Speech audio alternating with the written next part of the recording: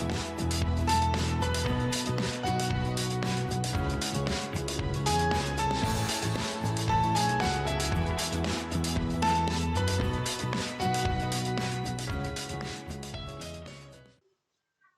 Everyone, welcome again.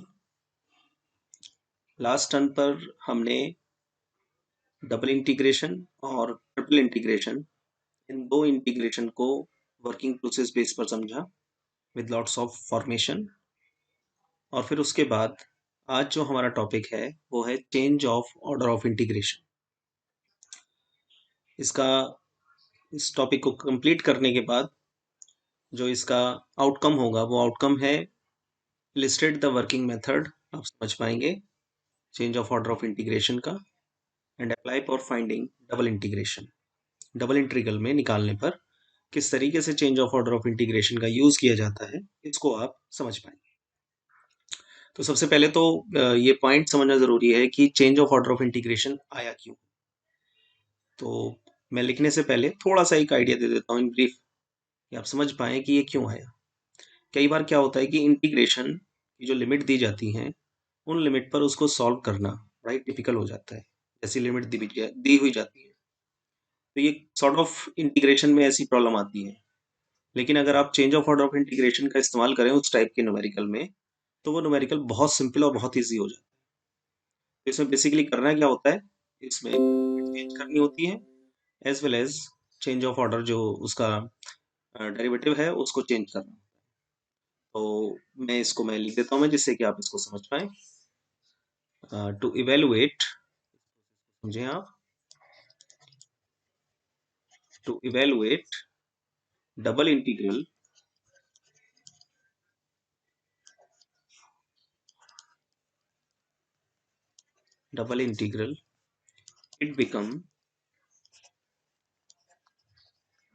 it become tedious। Tedious मतलब complex कह सकते हैं हम इसको, ये तो नहीं कहेंगे कि नहीं निकलेगा, कॉम्प्लेक्स कह सकते हैं। It become tedious to solve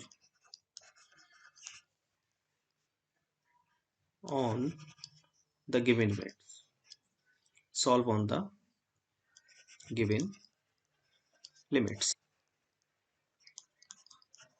ठीक, बाय, अब इसका अगर हम यूज करें by changing the order of integration, changing the order of integration, it become easier। The limits of integration can be changed, can be। Meaning तो मैंने आपको बता दिया कि इसका ये टॉपिक आया क्यों, इसका यूज क्यों आपको सिलेबस पे दिया गया है। जैसे सॉर्ट ऑफ इंटीग्रेशन फॉर्म होती हैं जो कि दी गई लिमिट्स पर या दिए गए ऑर्डर्स पर फाइंड करना थोड़ा सा मुश्किल होता है उनको, तो उनको इजी बनाने के लिए change of order of integration का यूज किया जाता है।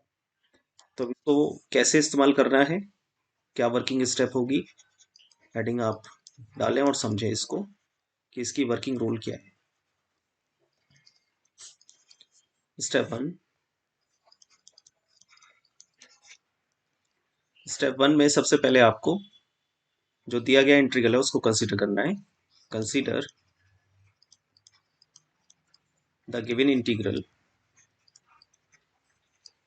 The given integral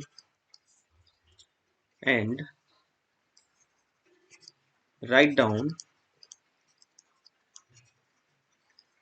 their given limits, write down their given limits। यानी सबसे पहले इंटीग्रल को कंसीडर करते हुए उसमें जो भी लिमिट दी गई हैं उन लिमिट्स को लिख दीजिए, गिवन लिमिट्स को। गिवन लिमिट्स को लिखने के बाद क्या करना है, draw a rough sketch draw a rough sketch to the given limits। जो अभी आपने गिवन लिमिट्स लिखी हैं इन पर एक रफ स्केच बनाइए। ठीक, जब ये रफ स्केच बनाने उसके बाद स्टेप 3 पर आए और स्टेप 3 में आपसे कहा गया if y is having variable limit,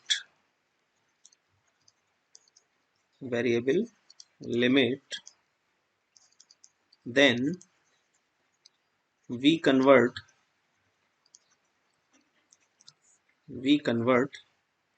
from vertical to horizontal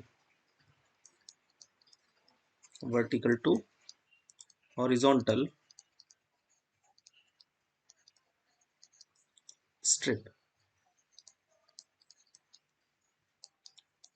after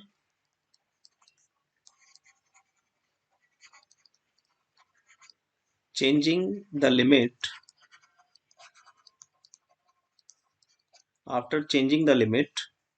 x will have variable limit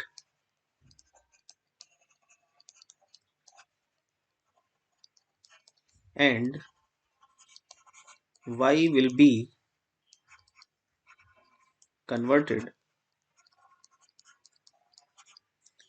to constant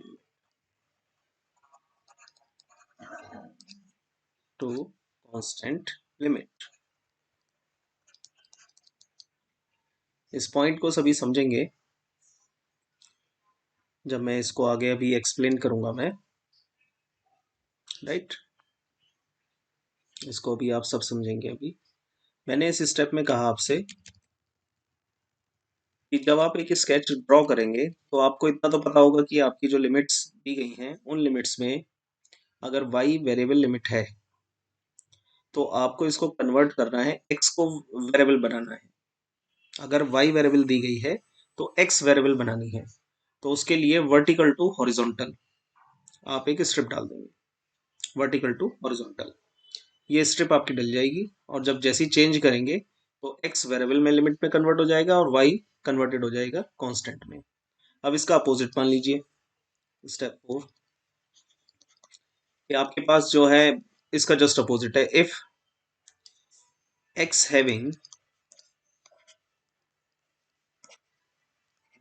x is having variable limit,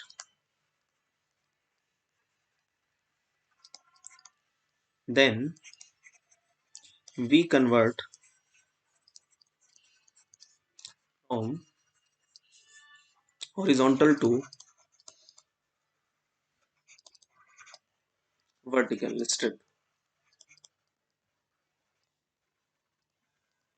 horizontal to vertical strip, change limit, change the limit। now जब ऐसा आप कर देंगे, now y will have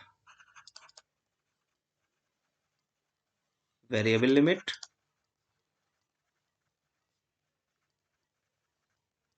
and x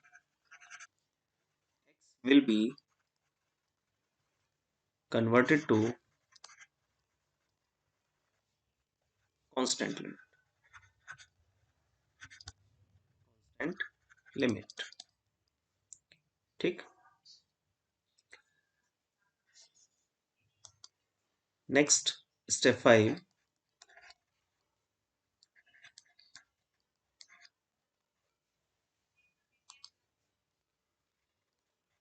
after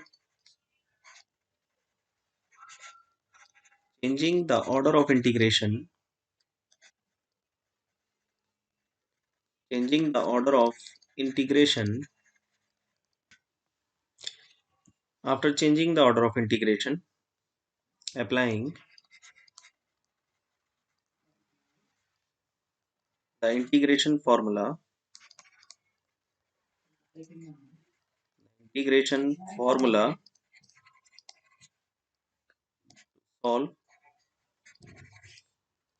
the integral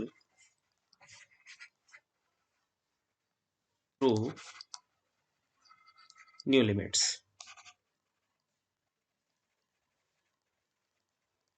Through new limits. I repeat one more time. तो उसको simple बनाने के लिए हम change of order of integration का यूज करते हैं, जिससे कि वो न्यूमेरिकल आसान हो जाता है इंटीग्रेशन का। तो इसकी वर्किंग रूल क्या है, कैसे हम इसको अप्लाई करते हैं?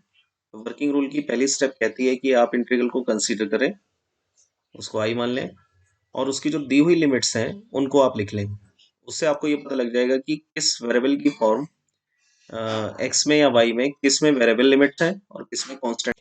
उसके बाद आप एक रफली स्केच बनाएं उन लिमिट्स पर, और रफली स्केच बनाने के बाद आप ये देखें कि आपके पास y वेरिएबल लिमिट में है या x वेरिएबल लिमिट में है।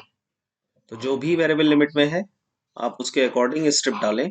जैसे मैंने लिखा है कि अगर y having variable limit then we convert from vertical to horizontal. हमें फिर स्ट्रिप को वर्टिकल से हॉरिजॉन्टल में कन्वर्ट करना है अगर y वेरिएबल लिमिट है। उसके बाद नई लिमिट जो बनेगी उसमें x वेरिएबल होगा और y विल बी कांस्टेंट हो जाएगा। सेम इसी तरीके से अगर मान लीजिए x की लिमिट वेरिएबल है तो आपको फिर हॉरिजॉन्टल टू वर्टिकल स्ट्रिप डालनी है टू चेंज द लिमिट। इससे y become variable and x become constant. अब इसके अकॉर्डिंग जो नई लिमिट बनेंगी उन नई लिमिट को इंटीग्रल में आपने अप्लाई किया और इंटीग्रल को सॉल्व किया। नेक्स्ट वीडियो में हम मिलेंगे इसके न्यूमेरिकल पोर्शन के साथ, और न्यूमेरिकल प्रैक्टिस इसको समझें हम। ठीक है, तब तक के लिए थैंक यू।